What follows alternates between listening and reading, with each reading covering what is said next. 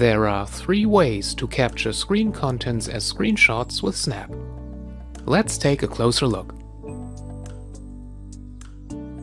First, I select the scan function through the magic eye.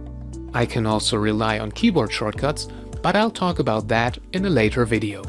You'll find a list of supported shortcuts in the program manual. Snap detects user interface elements below the mouse pointer, like program windows, and highlights them automatically. If no elements are detected, the entire screen is highlighted instead. Individual areas inside a program window are also detected and highlighted. The easiest way to select an entire window is by hovering the mouse pointer over its title bar and then clicking the highlighted area to select it. I can drag the edge markers to manually adjust the size of the selection. To capture the selected area, I left-click either the selection or the camera icon. By default, newly created screenshots open in Snap's image editor automatically. There, I can edit, annotate, save, and share them with others. I'll come back to that in another video. Snap also makes it fast and easy to capture the entire screen.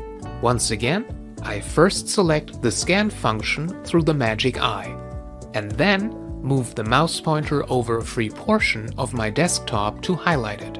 I then left-click the highlighted area to select it.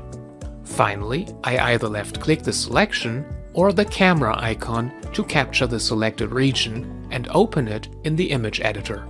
Snap's auto-detection of user interface elements is a great time saver, but I can also create custom selections in no time. Once again, I hit the scan button, but this time I left-click and drag to create my own selection rectangle. As always, I can modify the selection through the edge markers afterwards. Also note the magnification view that helps with pixel-precise adjustments. Finally, I click the camera icon to capture the region and open the new shot in the editor. That's it for today's brief introduction to Ashampoo Snap 14. Make sure to check out our future videos where we'll dive a little deeper into this powerful screenshot tool. Thanks for watching and see you next time.